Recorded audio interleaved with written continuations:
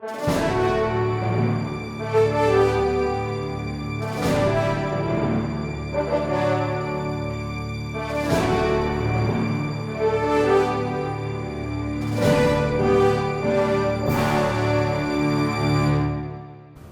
I went for basic training near Camp Borden.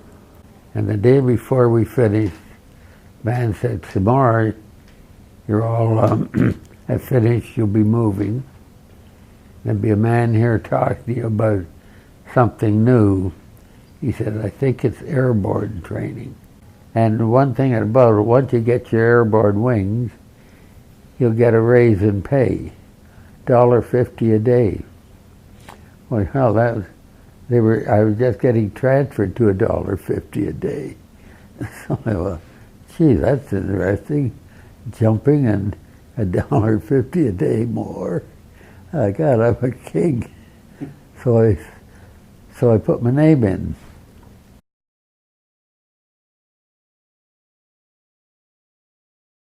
And what they gave us were American coveralls. Now, American coveralls were not like Canadian Army, which are what the motor mechanics were. They just hang on you. And about the second week there, they took us in and gave us American jump boots. And they were beautiful boots. So here we are, we were dressed with jump boots, American coveralls. The only thing, our hats were different, and we talked funny. And whereas I don't know, we were about 50 of us in our class, Canadians. I don't know how many Americans, it could have been 150. They had a lot of boys going through. The last day there, they split us into three. This end, 3 march 3 or 4 paces sideways. The other end, 3 or 4 sideways that way. Now we got 3 of us. So then they said, you have just formed 3 companies for the 1st Canadian Parachute Battalion. They said we've got 3 companies. That's A Company, B, and C. Well, I had to be in the middle of the parade, so I was in B Company. But that's how it happened. That was forming the companies as we start to form the 1st Canadian Parachute Battalion.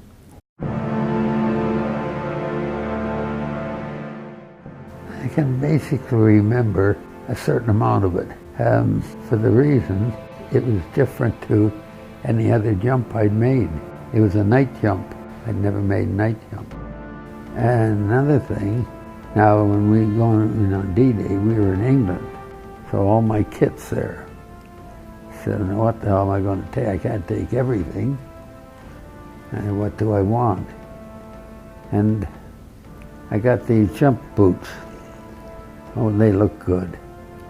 But I didn't see the jump boots lasting very long if I was a POW or something. I wasn't sure, so finally I made up my mind.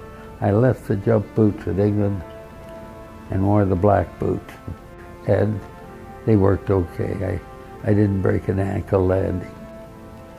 So that was one thing I've never forgotten about.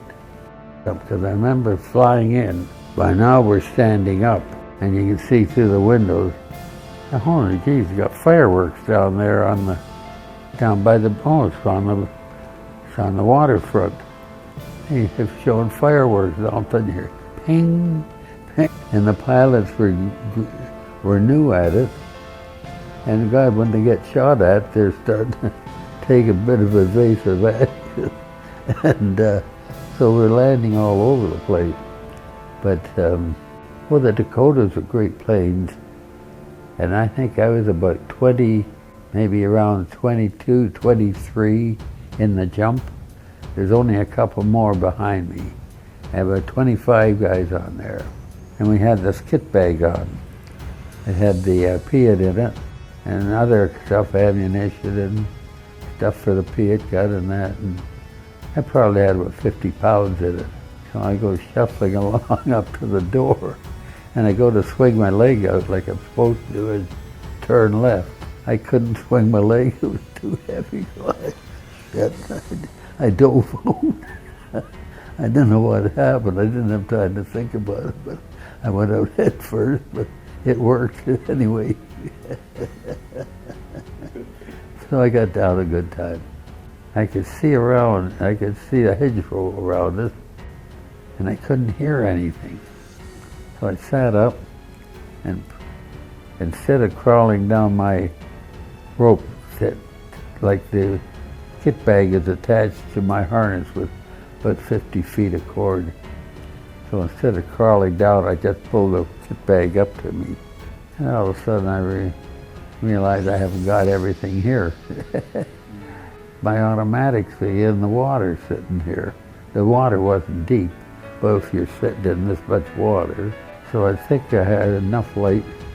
I pulled my 45 out, cleaned and oiled it again, and then had it around the lanyard inside my vest, inside my pocket.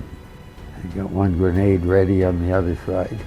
And finally I decided there wasn't anyone just around, and got up quietly and wandered over to the hedgerow and started along till I found an opening and went through it now on the outside of the field.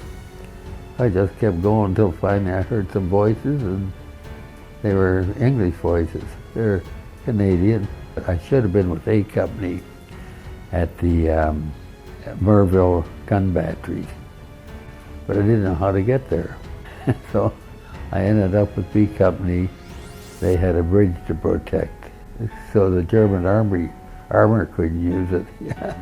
So anyhow, things worked out for me. Brigadier Hill, he was the commanding officer for us while we were in Normandy. He saw that the Germans, they were behind us. And as soon as he saw that, he didn't like that. Where he was, there was Canadian 1st Canberra and also the British in the 6th British Airborne Division. So he round and got so many of them. Okay, boys, he says, that circle over there, we're going to clear that out.